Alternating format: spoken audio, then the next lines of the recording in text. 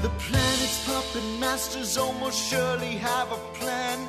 There's clearly maybe something there beyond the realm of man. And until you've thoroughly tested every last close-trusted view, I find the more you think you know, the less you really do. That's true, Dr. Zayas. Very well. Where would we be without THC? 'Cause we know they're lying to us, just don't know to what degree. Yeah, where would we be without THC? The Higher Side Chat Show, Greg Carlwood and Company. All right, party people, it's no secret that most major industries that play a role in society have to serve some purpose for the string pullers or they wouldn't exist. The energy realm carefully keeps us on the resources that turn the most profit, the education system is carefully crafted to keep most people at a level of mediocrity, and the entertainment world keeps us thoroughly distracted from reclaiming our own reality. But even so, most of these slices can be broken down even further, and few get quite as weird and deep as the realm of Hollywood and the music industry. From sacrifice and sorcery to psychedelics and psyops, it's a true cornucopia of conspiracy goodness ripe for plunder. And back in the saddle, here to steer us through the darkness once more, is Mark Devlin, one of my favorite researchers on this topic, author of the massive, all-encompassing Bible on the crossroads of conspiracy and pop culture, his excellent book, Musical Truth. Last time we tackled what we could, but left a lot of great stuff on the table, so let's do the damn thing. Mark, my man, welcome back to the Higher Side. Greg, your intros are better than most other people's whole shows, so I appreciate that. It's good to be back. Thanks, man. Thanks. Yeah, it's awesome to have you here. You really know your stuff, which always helps to make a great show. And to kick this off, last time we had talked about how the music industry is used for control of both the artist and the audience, but we didn't get too far into the origins of this manipulation or who's behind it. And I know that's been a big part of your research as of late. So let's dive in there. How far back are you looking now? And was the music industry ever as organic as it's presented, or was this a military intelligence think tank operation from the ground up?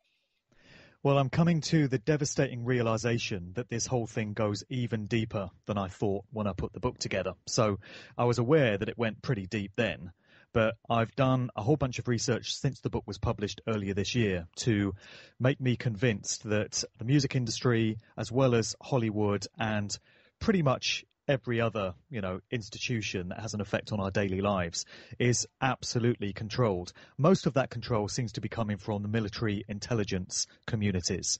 So organizations such as the CIA and the FBI, and over here in Britain, MI5 and MI6.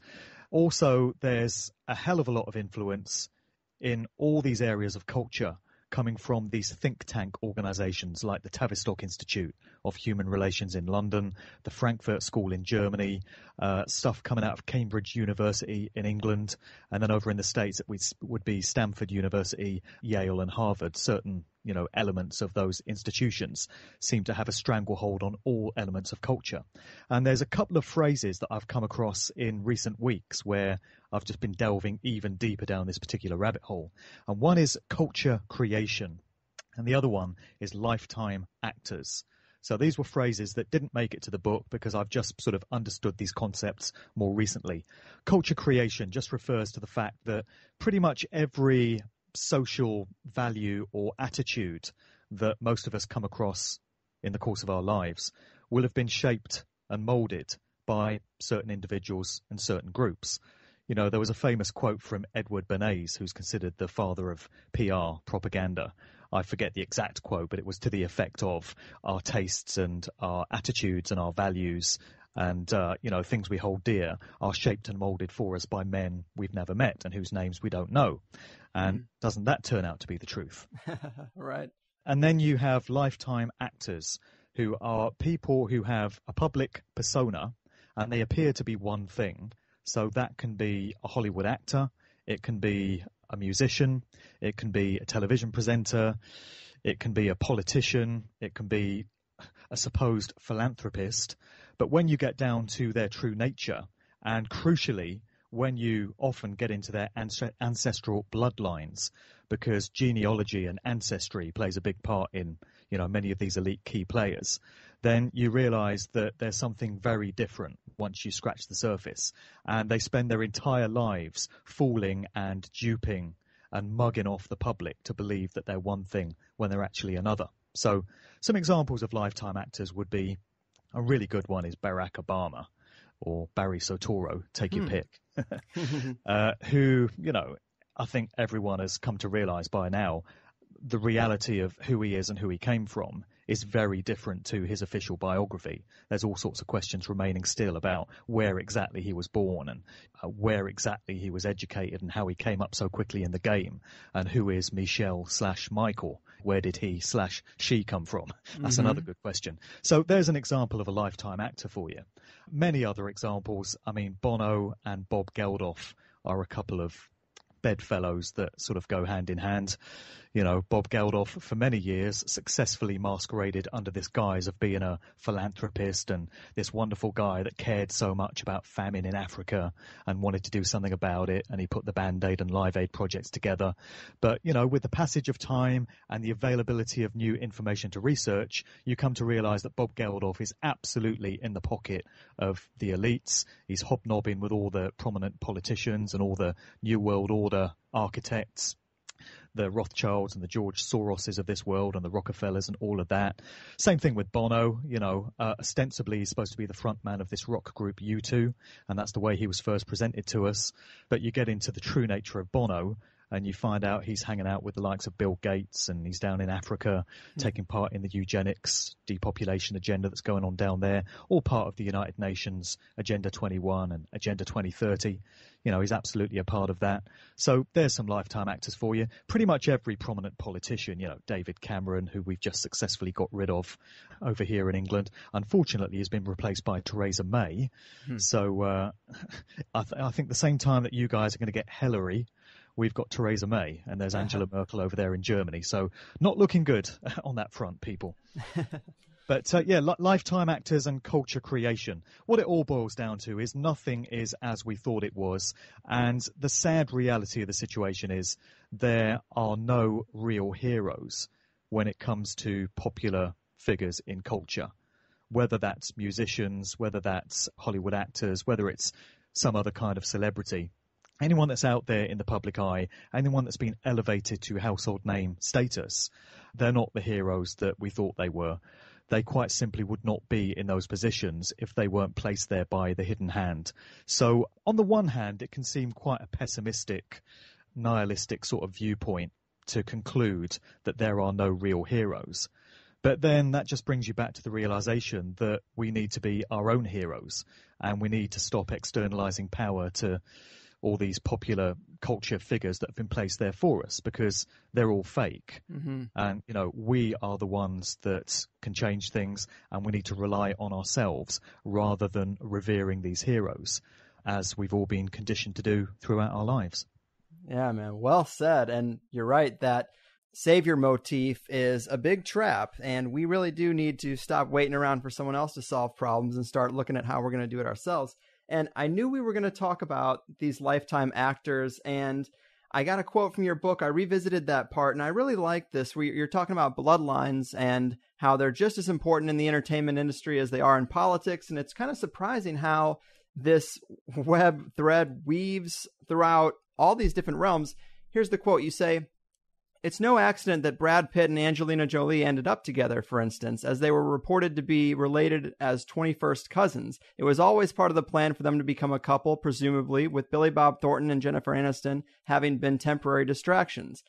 Pitt, according to research, is related to Barack Obama, as is George W. Bush, and Pitt is also the 9th cousin twice removed of the outlaw Jesse James, and the 12th cousin of both Prince William and the movie director Spike Lee. This would explain why Pitt gets so many Hollywood roles, and why Jolie has been given her extracurricular job as a United Nations ambassador and eugenicist." And it just goes on from there. You talk about Alanis Morissette, Celine Dion, Madonna, Hillary Clinton, Britney Spears. I mean, this is quite a club, isn't it? It really is. And you just realize that these people are born into it, and they're destined to take up these roles. You know, it's not left to chance as to who is going to become the big Hollywood actors, and in many cases the prominent musicians that shape and define eras. It's all down to bloodlines and where these people come from. And it's absolutely fascinating when you get into it. I don't know if you've seen, a while back, there were some old pictures floating around from like 100 or 150, 200 years ago of individuals that look very much like current day celebrities. Yes. You saw that, right? Yeah. And, there was a lot of speculation as to whether the people that we see now, the celebrities that we're familiar with, are in some way the reincarnation of the people that appeared in these old photographs, or maybe they're, bloodline descendants of it. But there's some classic ones. There's a picture of an old dude from years ago, an old sepia photograph, looks very much like Nicolas Cage. Yep. There's another one, looks very much like John Travolta. And John Travolta's a distinctive looking dude. He's not a regular looking guy. And then you've got Eddie Murphy. There's a black guy from like the 1920s or something, looks a lot like Jay-Z, and all sorts of other characters in there. And you've got to wonder whether there's something going on here, and whether through the generational bloodlines, these people are just being placed in these prominent positions. Because it seems to me they're all given different roles. Some of them are put off into the world of politics. And an interesting one there is Tony Blair, the mass murdering war criminal who quite literally got away with murder in the Chilcot inquiry that we had last week into the Iraq war. Blair stood up there for 2 hours and basically said he didn't regret a thing, and he still stands by his decision. And he got away with it, and he's walking scot-free, whereas he should be, at the very least, rotting away in a jail cell for the rest of his days. Mm-hmm. But, I digress. Tony Blair's wife is Sherry Blair. Her maiden name was Sherry Booth. And according to genealogists, she is descended from John Wilkes Booth, who is the guy that is said to have assassinated Abraham Lincoln. So isn't that an interesting link? Yeah. So, some of these people seem to be sent off into the world of politics. So Sherry Blair was a barrister before she got hooked up with Tony, and they put these people together as well. The same way as they create industry relationships in the music game.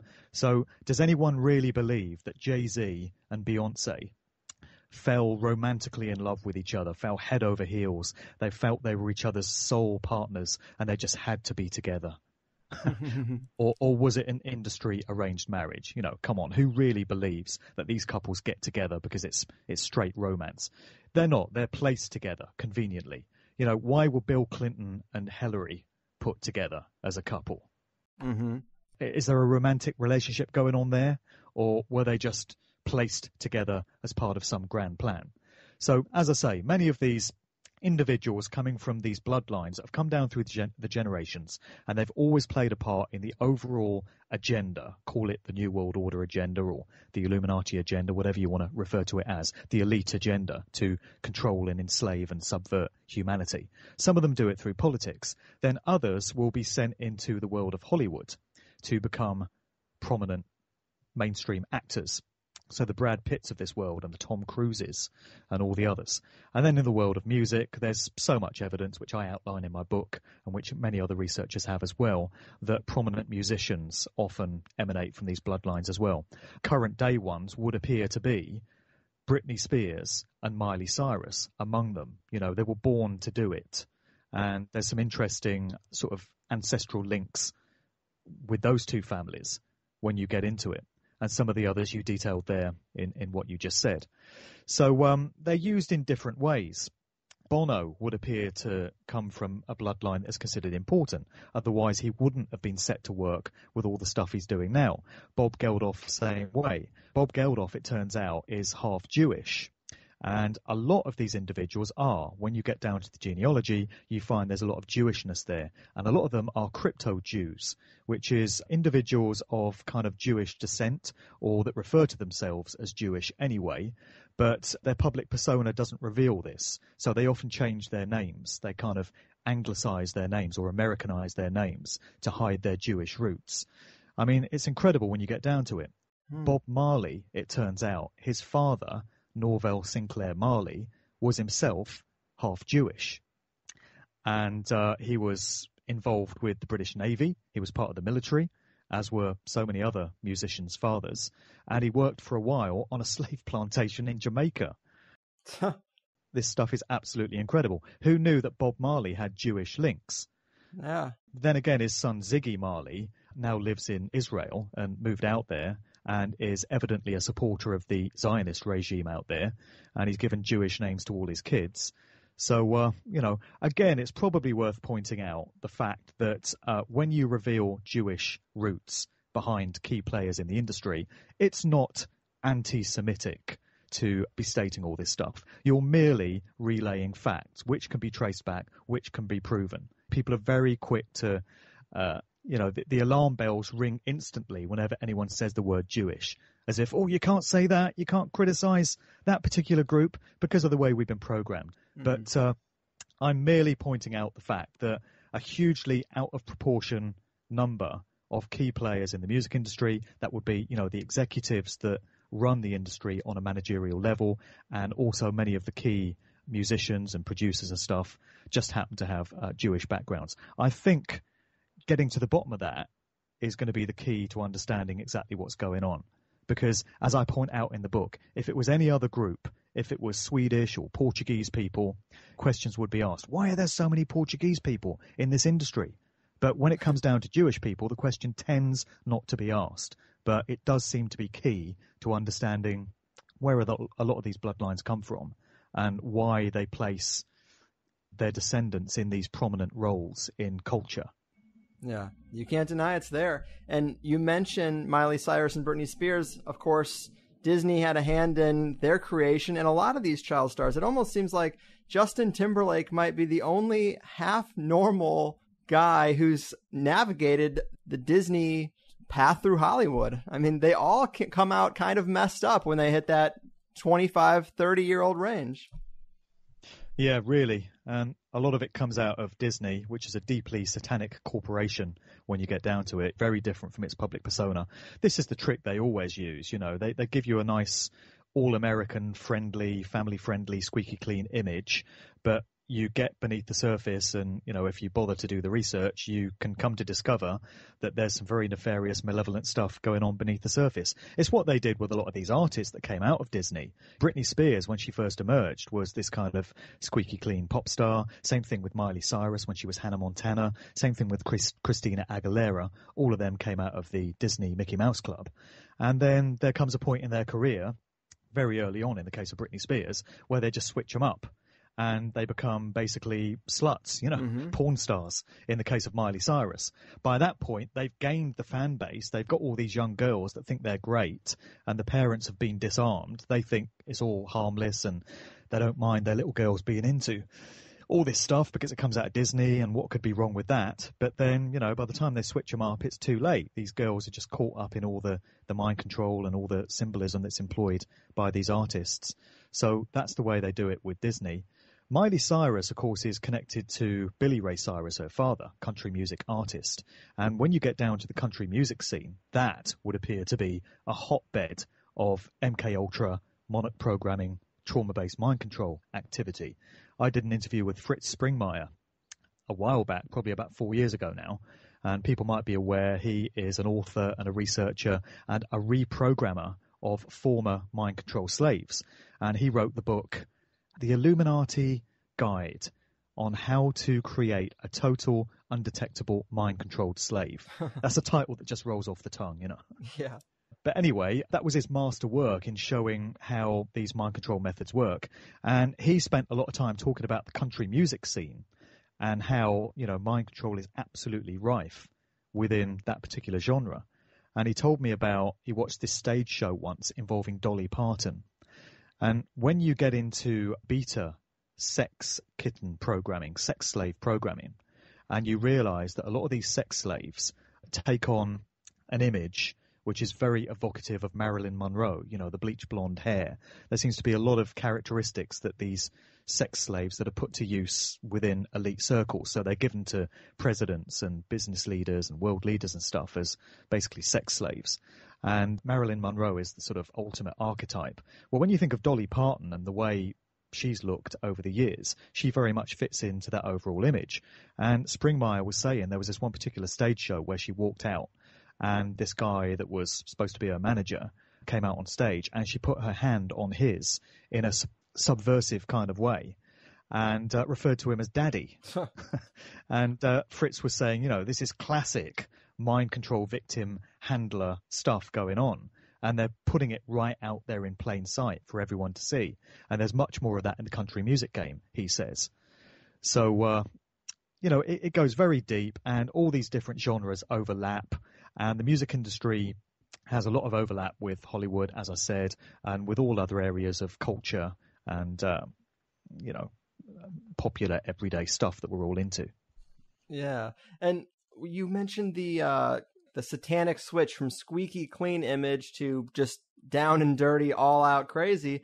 And you mentioned in the book that this kind of happened with the Beatles too. They started out making innocent pop songs, but the switch was in 1966. Then they went psychedelic.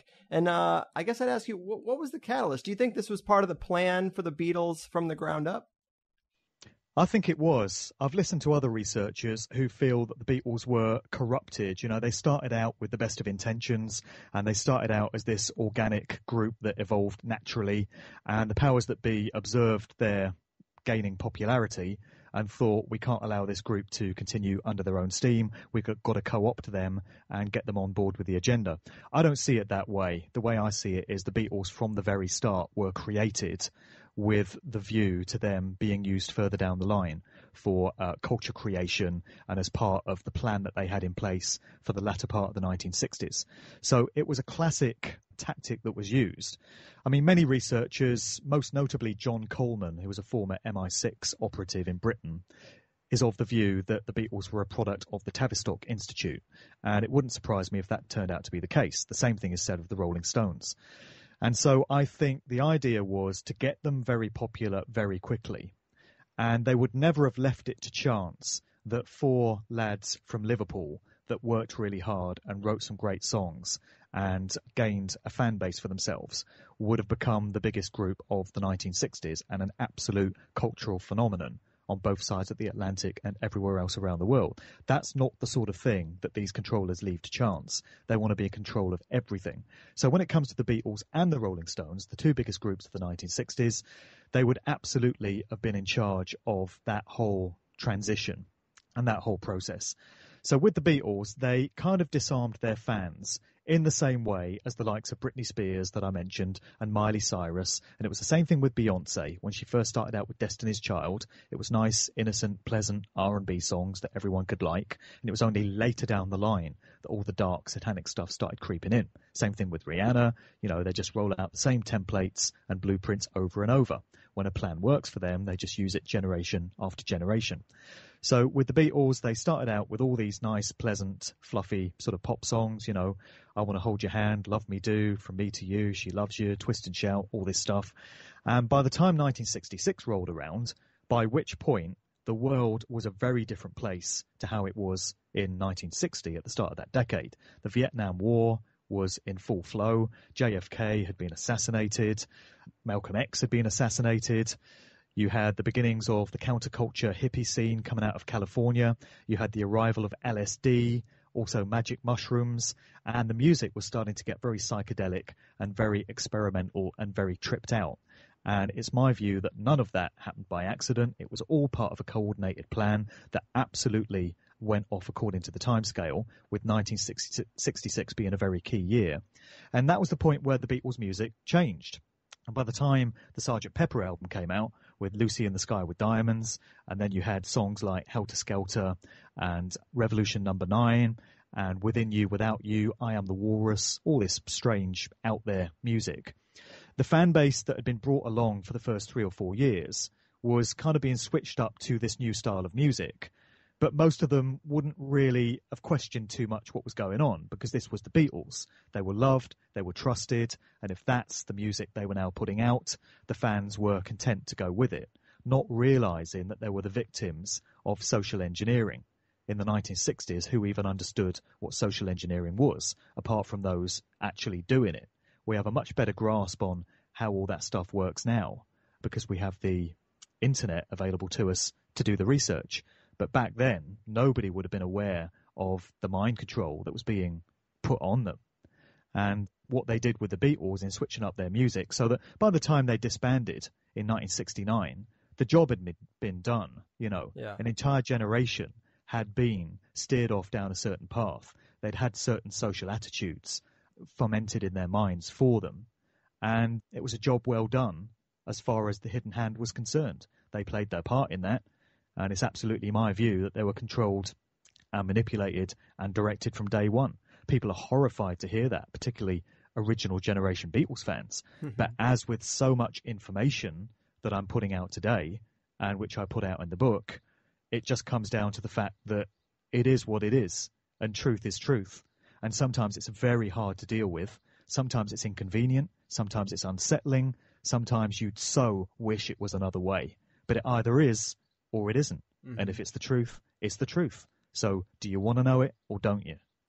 Yeah, man, I'm right there with you. This is an area where I do sometimes get a bit uncomfortable because I've had some of the most profound experiences on psychedelics. They've played key roles in every major turning point in my life, but I can, of course, see the flip side, and I've known plenty of burnouts that have lost a lot to that lifestyle. But, as Gordon White put it to me, that time period very much looks like field testing of MKUltra's forced initiation program. It's not to say that some value can't come from these things if done carefully and responsibly, but it does seem like there was some real irresponsible testing going on, just field testing on America's youth back in that day. Yeah, really. And a lot of the cultural heroes that emerged in the 1960s that were seen to be a part of the hallucinogenic psychedelic scene would also turn out to be controlled and to be assets of the state. So we're getting into the realms of the stuff that Jan Irvin talks about, your old friend, yes, from Gnostic Media.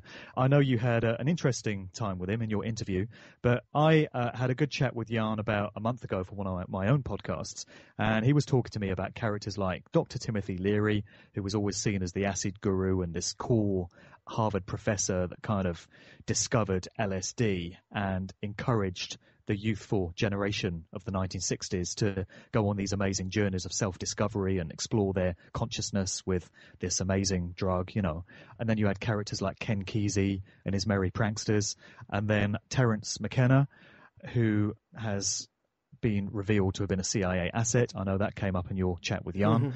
And R. Gordon Warson, of course, who was the so-called discoverer of magic mushrooms, at least in terms of popularizing them in the US. All these characters, it turns out, have links to military intelligence, specifically the CIA. So it would seem even these cultural icons outside of the music game, but nevertheless connected to it, their links can all be traced back to the same sources. So it's military intelligence and secret service and various elements of the government each and every time. But then tied into that, you also have the world of the dark occult, because it seems Satanism, Luciferianism, and other dark occult mystery school teachings go absolutely hand in hand with the world of military intelligence.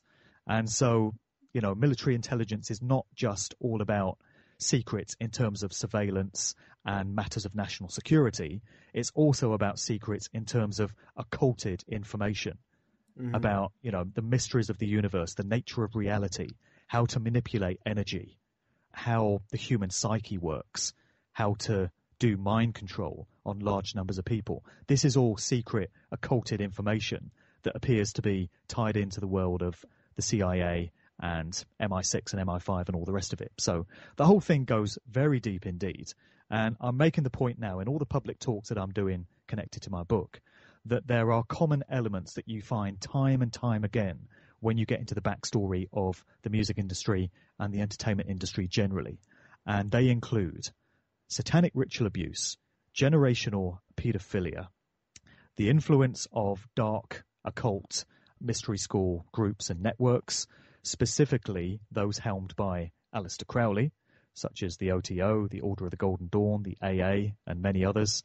Then you get a large number of suicides, in inverted commas, and a large number of accidental overdoses.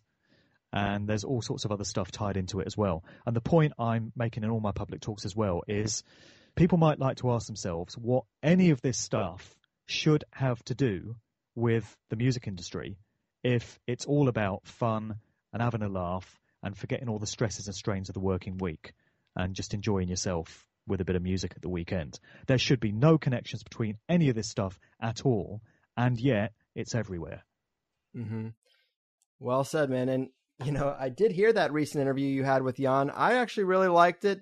Obviously me and him, we had an argument. It's really not that big a deal. People argue, but he does have some good information. And he mentioned, just like in the same vein, that the Tavistock Institute was founded by Eric Trist, and his son, Alan Trist, was the Grateful Dead's tour manager. I mean, that's pretty damning right there. How do you rectify that if you want to have, quote unquote, faith in the Grateful Dead? And I mean, if the system really wanted to shut down drug culture, they could have done it very easily. They know the groups that are touring that these drugs are following. If it was really about getting the drugs off the street, it could have easily been done. So, yeah, I mean, definitely these roots are there. And just as you've been saying, the military intelligence control over the music industry goes much deeper than previously thought.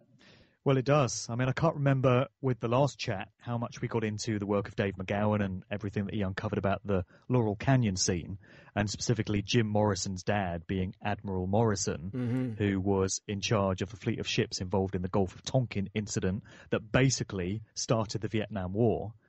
I can't remember if we mentioned that one. We did. Okay, people might like to take a look at the work of Dave McGowan, and specifically his book Weird Scenes Inside the Canyon, because he details a whole bunch of links going back to the military and the secret services and the world of intelligence from all these prominent musicians that emerged out of the hippie counterculture scene, mid to late 1960s. And it goes deeper than that. On the British side of things, you look at Cliff Richard, very interesting character. Cliff Richard's been in the news recently over here in the UK. There were a couple of police investigations launched involving him, and it was to do with a religious rally, a Christian rally event, which took place in 1985 in South Yorkshire. And it involved the very well-known Christian, it says here, evangelist Billy Graham. And Cliff Richard was involved in these events as well. And there were allegations that minors, these young lads, were sexually molested at these events. And Cliff Richard's name came up in the investigations. So over the course of 2 years, there were a bunch of police cases open looking into all of this. And just a couple of weeks ago, we got the news that the cases had been dropped due to insufficient evidence being available to bring any kind of prosecution. So Cliff Richards walked away from that one, but it has kind of sullied his name and his image in the minds of many who previously had always thought of him as this squeaky clean, there we go again, Christian singer. And he's been on the scene since day one. He emerged in 1958, first of all, with the song Move It. And he kind of fashioned himself as a sort of British Elvis. So it was rock and roll stuff in the early years before he reinvented himself as a Christian singer and started putting out all this awful, slushy, saccharine stuff at Christmas, like Mistletoe and Wine and Saviour's Day and stuff like that.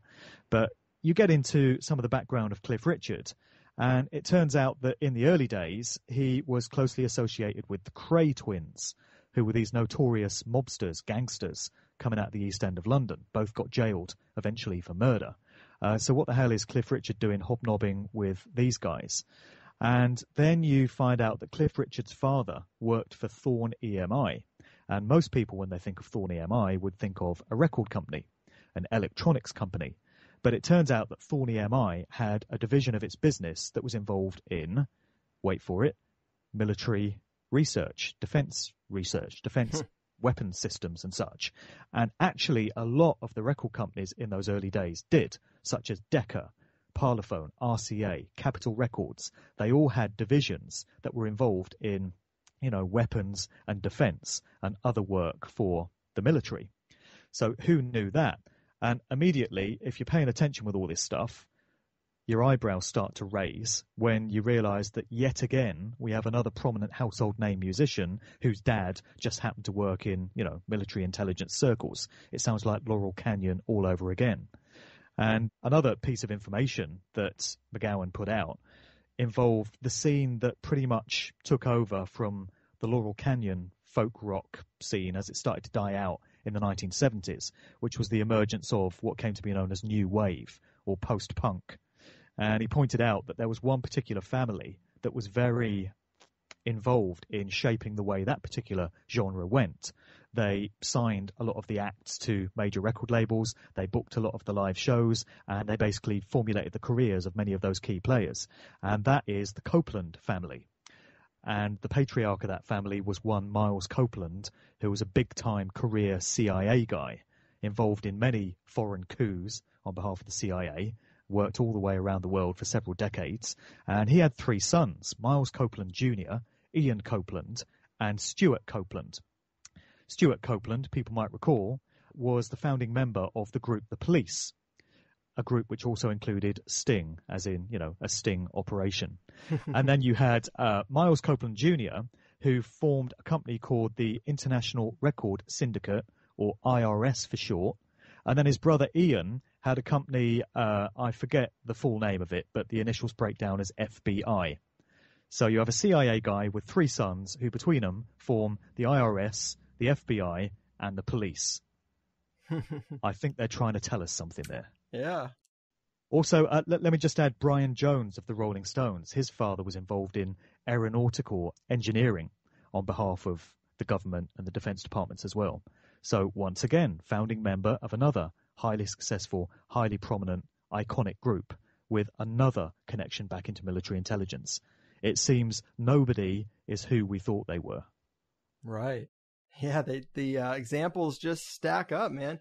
And I wanted to talk to you about some recent stuff that's happened since we last talked. And last time we did spend a good amount of time on the revelation of the method and natural law and karma, explaining why they tell us what they're doing. Sure. And just recently, well, you did mention generational pedophilia, which is what made me think of this, because just recently Jay-Z released this song Spiritual with lyrics that go, "Pray your father's father wasn't touching his daughter, creating transgenerational trauma that shoulda haunt ya." I mean, he's basically alluding to that same thing right there. Exactly. What is that lyric doing in a hip-hop track? What possible reason is it there for, if not to give us some kind of indication of what is really going on in line with revelation of the method, as we discussed last time? I mean, that lyric just leapt out at me when I heard the song last week. And there's a lot to talk about in terms of what Jay-Z is being used for currently and what Beyonce seems to be getting used for as well. So I don't know whether you want to go into that now or whether you want to cover that later. Yeah, we can go into it now because obviously the manipulation of hip-hop and black culture is a huge part of the agenda in kind of the more recent decades after the 60s thing. And Jay-Z, of course, is near the top of that with companies like Rockefeller Records. I mean, it's pretty blatant in Jay-Z's case, but tell us what you're seeing from him these days. Well, first of all, I'd just like to make the point that in my book, I outline the very strong suggestion that there are metaphysical and spiritual components to the art form of hip-hop. And hip-hop goes much deeper than most people think. I've got this guy called Black Dot, who's an amazing researcher. He does a lot of work with Professor Griff, actually, out of Public Enemy. And I quote him in the book from an interview that I did with him last year. And he's talking about how he came to realize that the 5 central elements of hip-hop culture, so that would be MCing, DJing, breaking, b-boy, breakdancing, graffiti, and the sort of overall spiritual element of it, the knowledge of self, the modern reinterpretations or reawakenings of ancient African traditions coming out of past civilizations down in Africa. So he's making the point that the hip-hop MC, the rapper, is the modern interpretation of the storyteller, the sage, the guru that would bring wisdom through poetry and spoken word and such.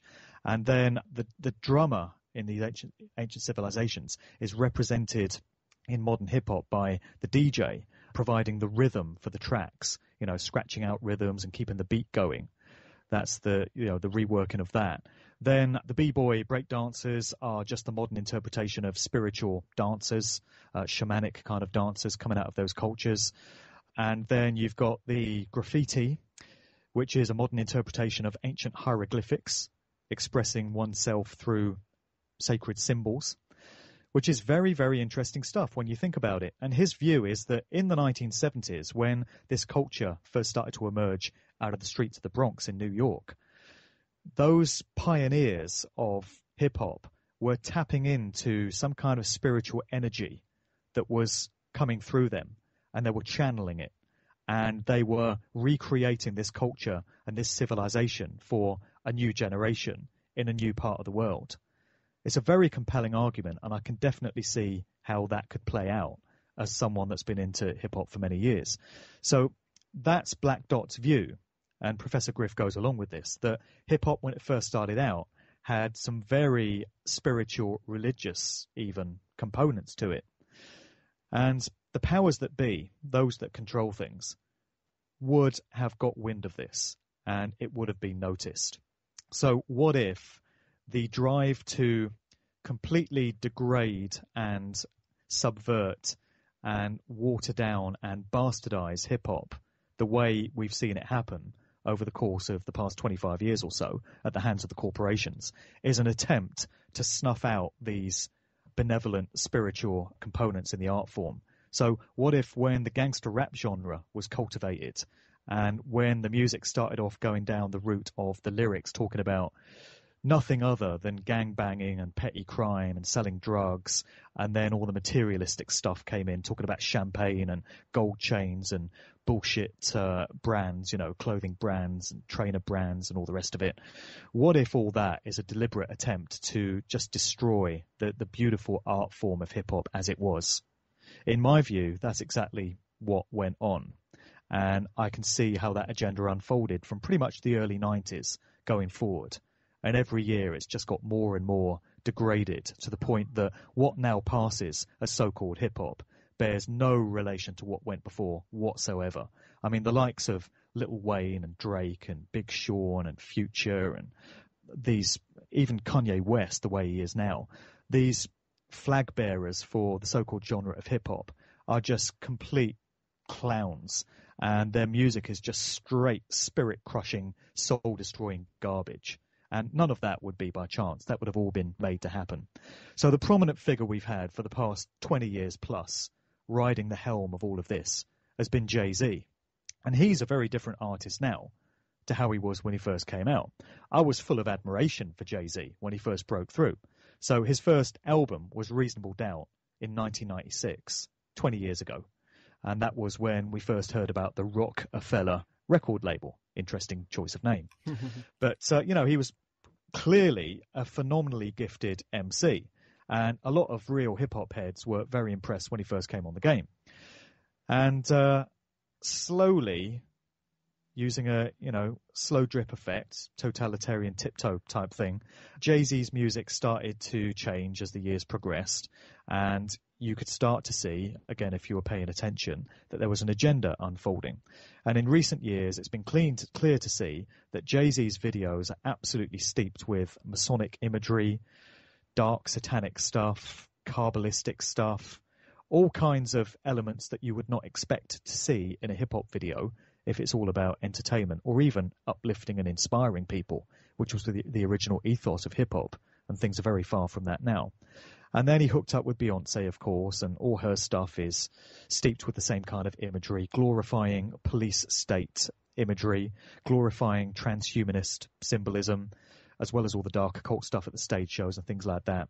And the music itself, in terms of the sound frequencies that's now going into it and the production methods, it's all designed to take an entire generation of young people that listen to this stuff and just completely crush their spirituality and put certain belief systems and values and perceptions into their minds, all done on a subconscious, subliminal level.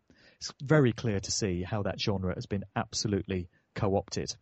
And what we've seen recently, over the past few years, is a whole bunch of hip-hop videos that have featured militarized police, dressed all in black, the way we now see these police thugs that are involved in all these incidents that play out on the evening news, Mm-hmm. You've seen troops of these militarized police joining in dance routines and, just getting involved in the track. And up until recently, it's all presented the view that, isn't this fun? Isn't this great? The police are cool. Aren't their uniforms great? They're getting down with the party and all this sort of thing. But recently, it's started to become a lot darker.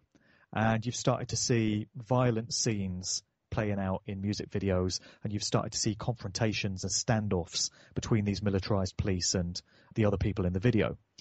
And so, bringing it right forward to events of the last week or so, with this terrorist incident in Dallas, where this guy, Micah Johnson, is said to have gunned down 5 white cops in Dallas, it's interesting how many elements of this type of scenario have cropped up in music videos very recently.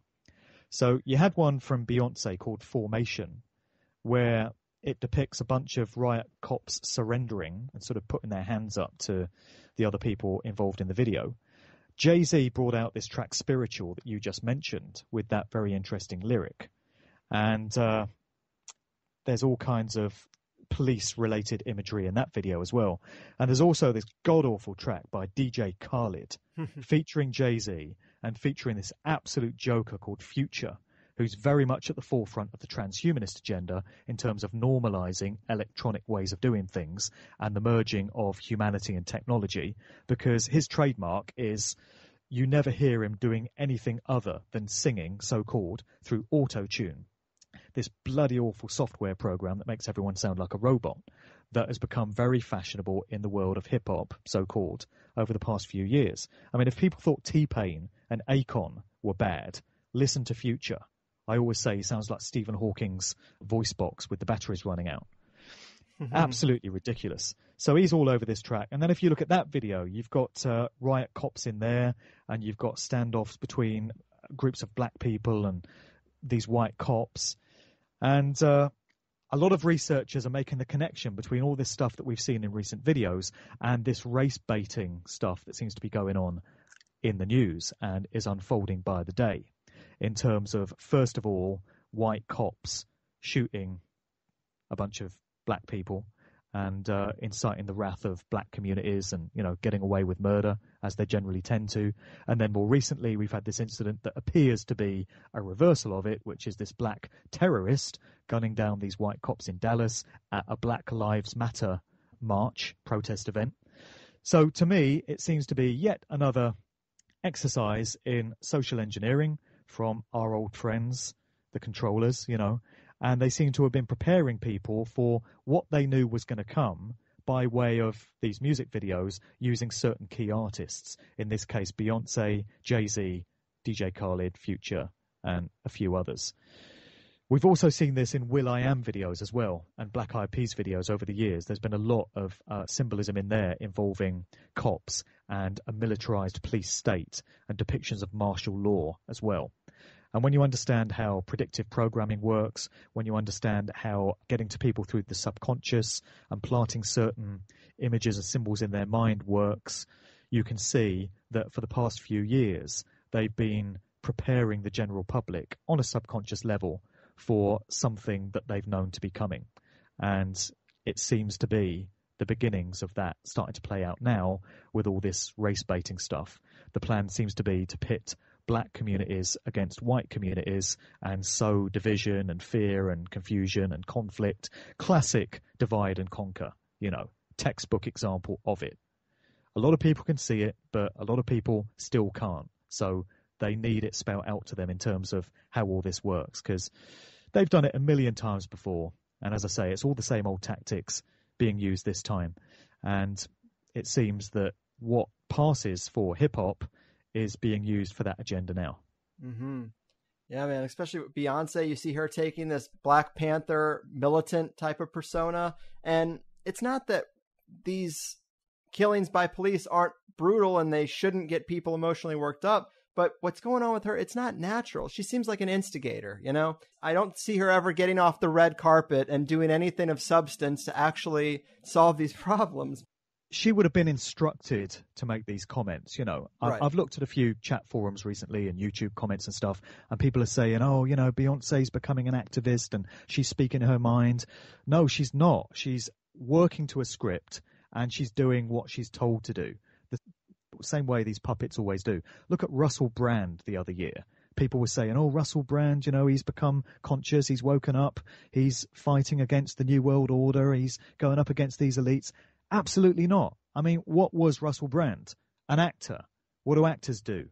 Read scripts and play roles. That's all he was doing. This self-styled sort of revolutionary, you know, voice of the people. What the hell is he saying now? You know, we had the Brexit EU vote in the UK last month. I didn't hear Russell Brand getting up on a podium and ranting and raving about that. Why? Because his work is done. You know, he was used last year and the year before to foment certain attitudes in people's minds and create certain public perceptions. And it's been done. So now he's moved on and he's not required anymore. And that's what they do with these individuals. It's been decided that Beyonce can play a role in what's now going on in shaping these social attitudes because so many people look up to these celebrities and hang on their every word. So she can be very influential in that regard. But next year it will be somebody else and she will be moved on to a different agenda. These celebrities are not speaking their minds because they're not allowed to. Many of them don't even have minds of their own. There's a classic video that people can check out of Beyonce together with Jay-Z, and it's at some sporting event. I forget which one. But Beyonce is rocking from side to side, and she's mumbling incoherently to herself. And if you look at her eyes, there's just nothing there. She appears to be in a trance. And it's a classic hint at, dissociative mind control. She's slipped into a trance.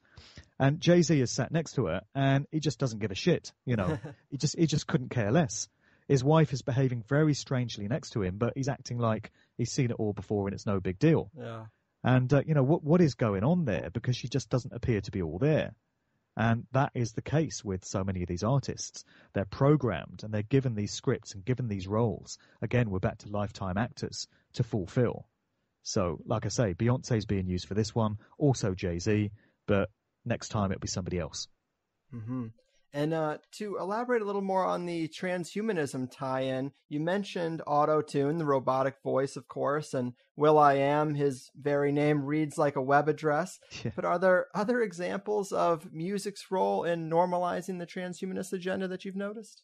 Well, I think most of it for me just comes from the proliferation of Auto-Tune, because what else could account for it being everywhere? Mm-hmm. Nobody likes it. Every DJ, every producer, every sound engineer, every listener to music that you speak to has got nothing but scathing, scornful words about Auto-Tune. Everyone hates it. So why the hell is it so popular?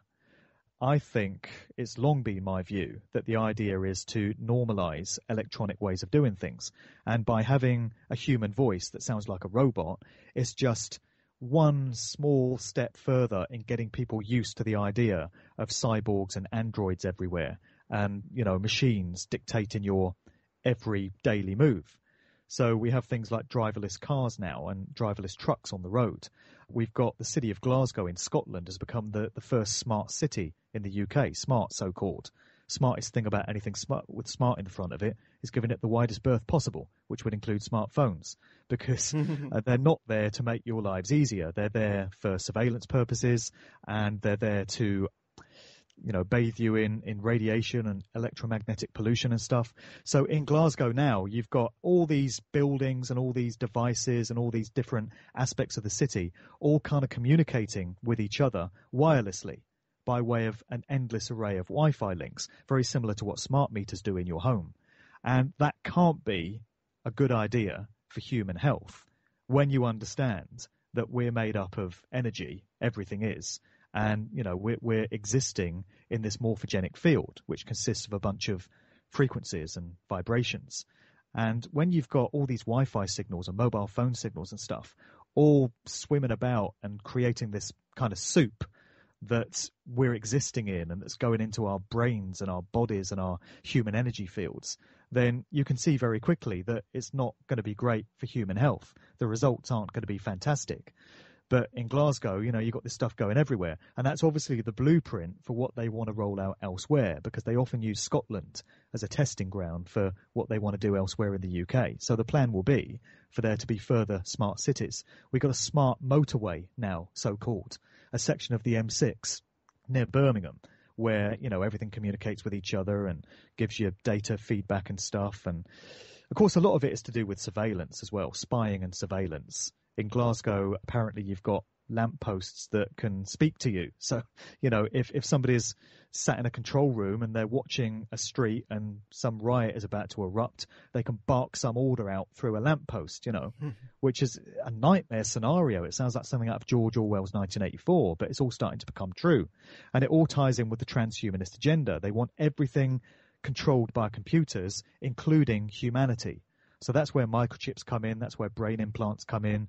Eventually, they've made no secret of the fact. It's in their own documents that they want a population that is microchipped and is linked up to a massive computer grid so that every aspect of your life can be controlled remotely, from financial transactions to medication even that's released into your bloodstream by way of the microchips.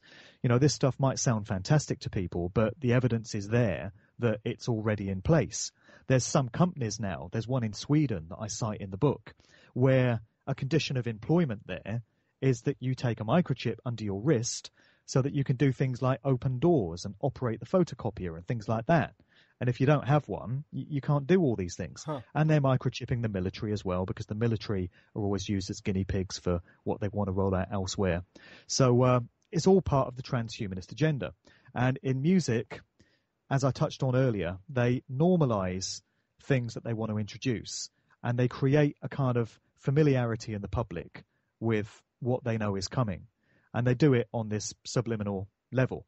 So what better way to sow all this symbolism into the unwitting minds of the general public, and particularly young people, because people of a certain age, my generation and above, are likely to be very suspicious and very skeptical of any claims that a technological society is the way to go, because we remember the way things were done previously. And, you know, we just tend to be a bit more skeptical of these new ways of doing things. But young people that have only ever known this stuff think it's great, particularly when you reflect on the fact that there are people of 18, 20 years of age today that are getting into music that have never seen or played a vinyl record. They've got no idea what a cassette is. You know, all they've ever known is MP3s and listening to music off a computer or off their phone. So, you know, within a generation's time, all these analog ways of doing things will be gone, and people will only ever have known digital ways of listening to music and running their lives. And these are the sort of people that are probably going to think that a transhumanist society sounds great because of the way it's presented to them. It's presented as, isn't technology wonderful? You know, it's here to help you, to make your life better, make your life easier. Isn't it a pain in the arse having a pocket full of cash? Well, imagine if you could just, you know, have your chip scanned when you want to buy something, and it comes up on a screen, and there you go, you know, no more wallets to carry around. This is the way it's presented to young people, and they seem to be snapping it up. Another very important message to get through to the younger generation is transhumanism is not your friend. It's not being introduced to help you. It's being introduced to enslave you. Read Brave New World, read 1984. Look at some of these movies that have warned us about this by way of, you know, the predictive programming and stuff. It's a very nefarious agenda, and music has been used to get people on board with it. So wake up and understand what is being done on all these different levels. Boom. Yeah, man, that was great. And you're making me feel old, but you're right. Things are changing. Right. So we tackled the 60s music culture as well as what we saw in the 90s from hip hop and the rise of the robotic artists in the last decade. Are there any other major gameplay changes you see happening in music now, or perhaps going forward, that have your attention? I'm paying close attention, as I mentioned earlier, to this electronic dance music scene because, like I said, I'm seeing all the same kind of symbols and calling cards cropping up among the key players there that I've already seen in hip-hop and R&B. And I think that's going to be an interesting one to watch in the months and years ahead in terms of how it all plays out. And as I said, that's a worldwide phenomenon. I was going to say global, but I've trained myself not to use the word global anymore since all this flat Earth stuff came up. Oh no! Yeah, I mean, say it ain't so. Yeah, I'm kind of veering towards it, you know, but I have trained myself not to use the word global, so I do kind of hesitate sometimes and substitute it for the word worldwide. But anyway, yeah, so I'm going to be doing a volume 2 of the book, and basically the rest of this year is going to be spent continuing to promote Musical Truth Volume 1. I'm doing a whole bunch of talks. Next year, I intend to knuckle down to the very elaborate job of putting together Volume 2. And there's a bunch of things I want to look at there. So I do want to understand the electronic dance world better. I do want to really get into this question of whether the Second Summer of Love, the acid house phenomenon, was a reworking of what they rolled out in the 60s with the original Summer of Love. I want to look into the science of sound, sound production, and cymatics, understand a bit more about how what's going on at an energetic level in a particular sound recording can have an effect on the human body, the human mind, brainwave states, and the human energy field. That's getting into the frequency question, 440 versus 432 hertz, which is a very popular subject area that really seems to be sparking interest in a lot of people. I want to look at heavy metal and heavy rock because that's an area that I've never dug that music as a consumer, so I've never listened to it. So it's going to be me just looking at it strictly from a research point of view. But when it comes to the suggestion of Satanism and the devil horns being flashed up everywhere and subliminal messages in recordings, the heavy rock genre is one that you hear about all the time, heavy metal. So I need to do some more research into that. That's going to be going into volume 2. So there's all these other things that I need to look at next time around. And it's quite exciting because I realise there's still a lot more to know. And there's so much that I've come to know since finishing volume 1. This really is a subject that just goes on and on and on. And I could quite easily do an all-day seminar of 10 to 12 hours and only just begin to unpack all the information. So most of my talks at the moment are like 2 hours. And so I have to be picky and I have to say, okay, I'm going to talk about MK Ultra, trauma-based mind control, and transhumanism because that's all I can get into 2 hours. I have to leave all the CIA military intelligence links to another day because to do it justice, it would just go on and on and on. And no, in reality, you could probably have a whole series of books. You could probably do like 20 volumes of this stuff. And then you come to realize that what happens in the music industry and the entertainment industry generally is only one spoke in the wheel of what's really going on in the world. So, you have false flag terror events, understanding the likes of 9/11 better, and you have banking scams, and you have the political scene, and you have Freemasonry, and you have Bohemian Grove and stuff that goes on there, and all these other subject areas, chemtrails, fracking, Monsanto, GM foods, and each of these subject areas in their own right could take up hours and hours and hours. And the music industry stuff is just one element of everything else that's going on. It's just so massive and overwhelming. And you can only really sum it up by saying the world is nothing like we thought it was. And that's an understatement. Yeah, right on. Man, Mark, you are one of my favorite guys on these subjects today, a real wealth of info, and there's still a lot of stuff in just the first Musical Truth book that we've had to leave on the table in these two conversations. Exactly. I recommend the book to anyone who wants the full scope of musical conspiracies to date. Would you like to remind the people where they can get it and other things you got going on, like the podcast, before we close the books? Sure. Well, people can get the book via Amazon. So there's a hardback, there's a paperback, and there's a Kindle version. So whichever one floats your boat, you can get them all at Amazon if you just do a search for Mark Devlin, Musical Truth. It's also available from Barnes & Noble. If anyone wants to get a copy from me personally, I'm signing copies and posting them out myself. If you want to drop me an email to mark@markdevlin.co.uk and you can pay by PayPal, then we can have a little, private arrangement go in there. So just drop me an email. I'm doing a bunch of talks. The talks I've got coming up are all in the UK. So details of those are listed at musicaltruthbook.com. One thing I did want to mention is that I want to come back to the States next year. I come out every year for the Free Your Mind conference near Philadelphia, and I'm going to be there next year, April. That conference runs 7th to 9th of April. I don't think I'm going to be speaking next year. I did the last two. I think I'm just going to come as a punter and take in the speakers, and I'll have a merchandise table with my books. But during that trip, I want to build in an extra quick visit to Los Angeles because my interest has been sparked so much by everything that I've read in Dave McGowan's book about Laurel Canyon and all the strange, weird stuff that went on there that I just need to see that place with my own eyes. So yeah, man, I intend to get my ass out to LA. And I would love to get a little tour of all these key spots in Laurel Canyon, Lookout Mountain and the Log Cabin and where all these musicians hung out and maybe some of the clubs on Sunset Strip. So the ideal thing would be if somebody who has a knowledge of all this stuff would be happy to give me a quick tour of all these places. So if anyone listening has any kind of connections in that regard, then please do reach out to me again via email, mark@markdevlin.co.uk, because I'm feeling magnetically drawn to Laurel Canyon to want to check that place out. And that's something I want to do during my trip in April next year. So I just wanted to throw that in there. Yeah. The other thing to mention is that I've got a conscious music podcast.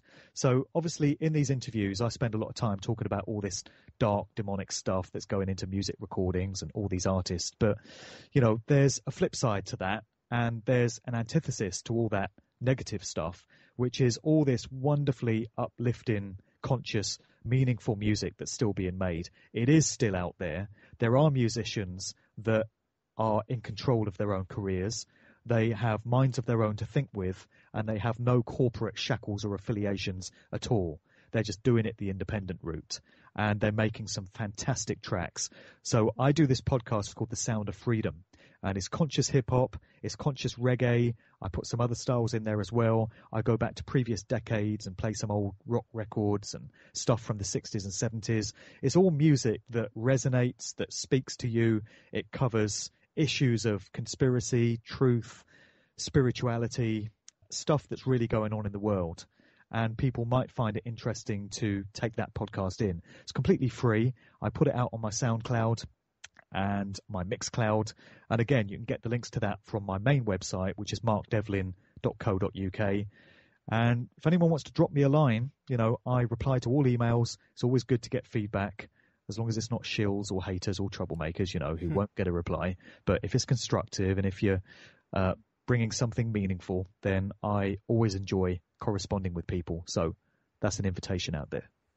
Awesome. Well, fun as always, man. And maybe you'll let me tag along on that little LA safari. That would be pretty awesome. Well, yeah, I was going to mention it to you and see if, you know, if I pull it off, maybe you want to come along for the ride, because it should be quite an interesting trip. Absolutely. I've gone up to LA for way worse reasons. So that would be pretty awesome. It's only a 2-hour drive. So that would be amazing. Yeah. Well, I guess I will see you then, or maybe we'll talk the next time your Musical Truth Part 2 comes out. But until then, take care of yourself, man. All good, man. Thanks for having me back. You know, this is my favorite show, and we always have a blast when we talk. And I like the fact that you take me in lots of different directions, because you can get submerged in this stuff sometimes. So it's good to have a host that kind of keeps you on track, you know. Appreciate it. You're too kind. All right, man. Have a good one. All right. Mark Devlin, people. Round of applause. My God. The man knows his material and presents it like a true champion.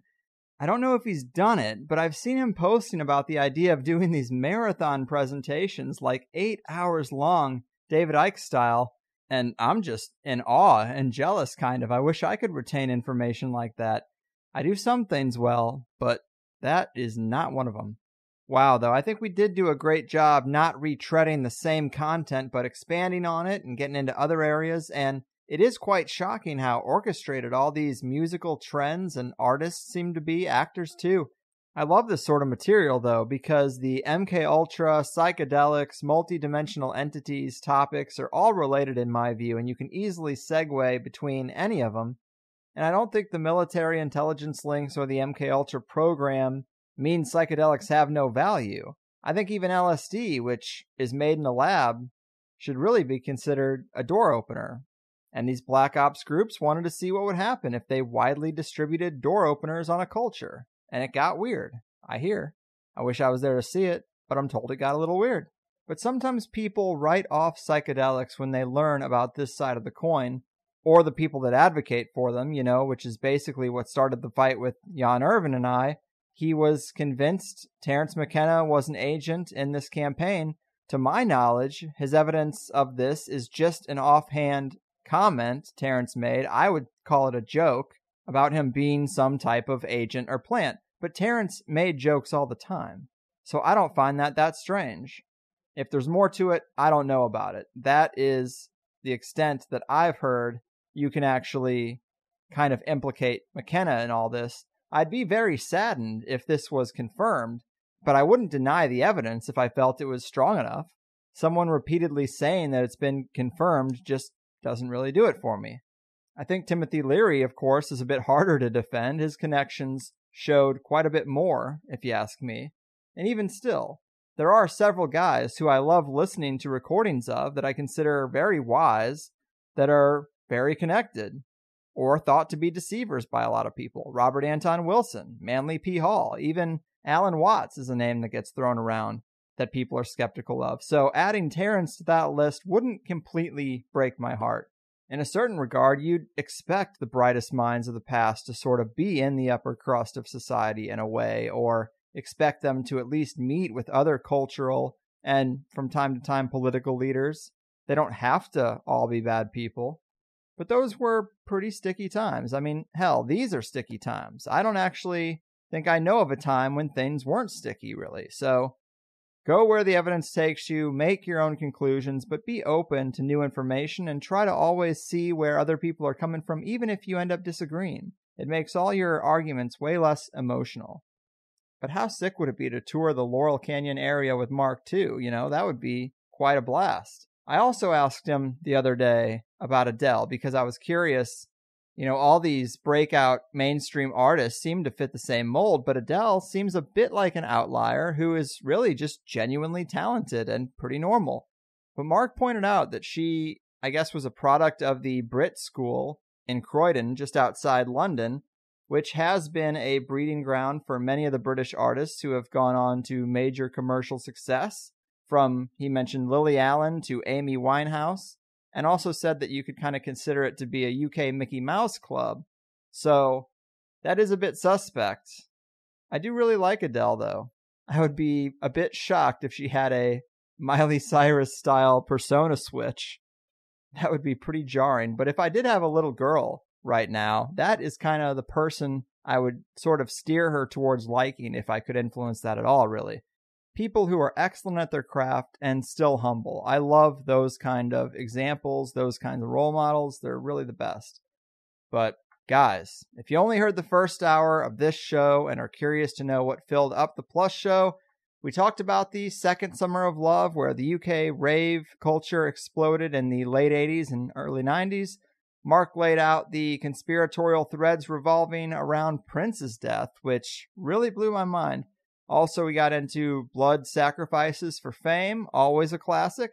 But my favorite thing we talked about, what was most new to me, was some of these recent revelations about the Neverland Ranch and this concept of Peter Pan programming and the Peter Pan symbolism they use in it, as opposed to Wizard of Oz programming and Project Monarch stuff that we hear about with young girls.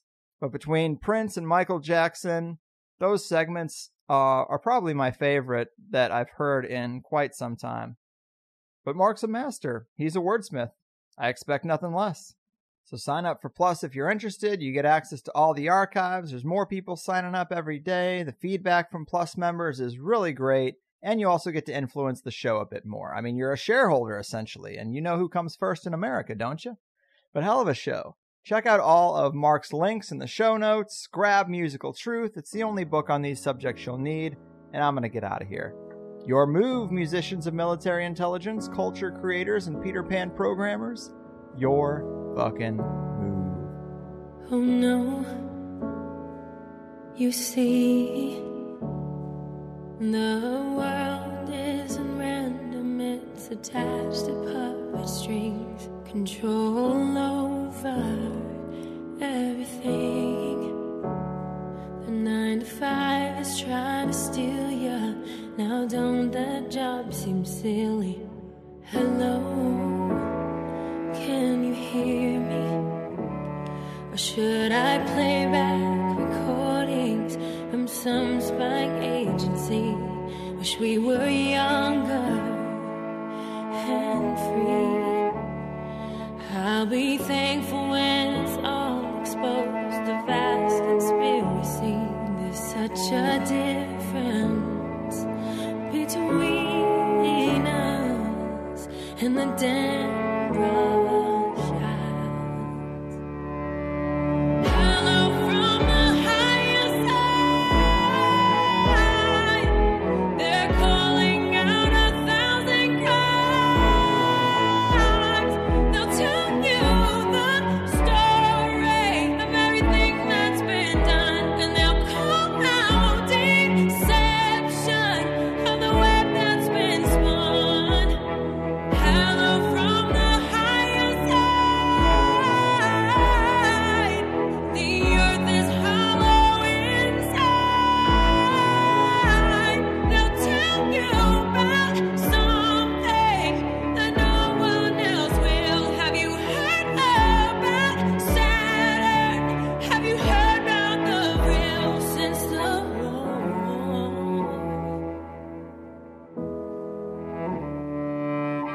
Oh no, they're cartoons. It's so typical of me to talk about this stuff. I'm sorry, that's good and well. Did you ever hear the argument that nothing really happens? It's no secret, and that the best is plus. It's doubling your time. Hello from the higher side. They're calling out 1,000 cries. They'll tell you something the elite have done, and they'll call out deception of the web that's been spun. Hello from the higher side, challenging your paradigm, and I'll tell you something, that the battle's begun, but we can't fight it with violence. The mind where it's one, that's the war.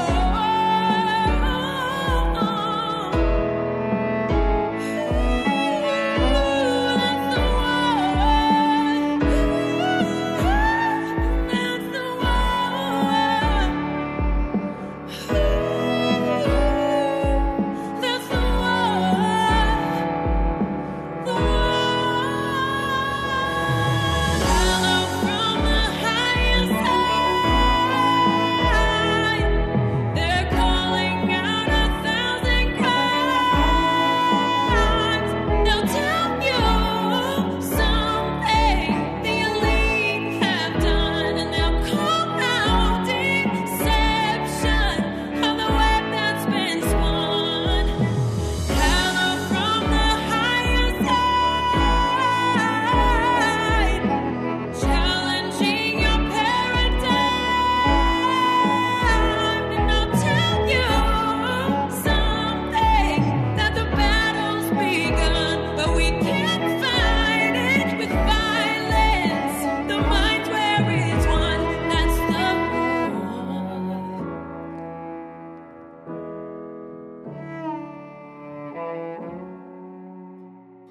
Hey guys, thanks for listening to the first hour of the Higher Side Chats podcast with me, Greg Carlwood. If you don't know, there is a second hour to all the episodes we do around here.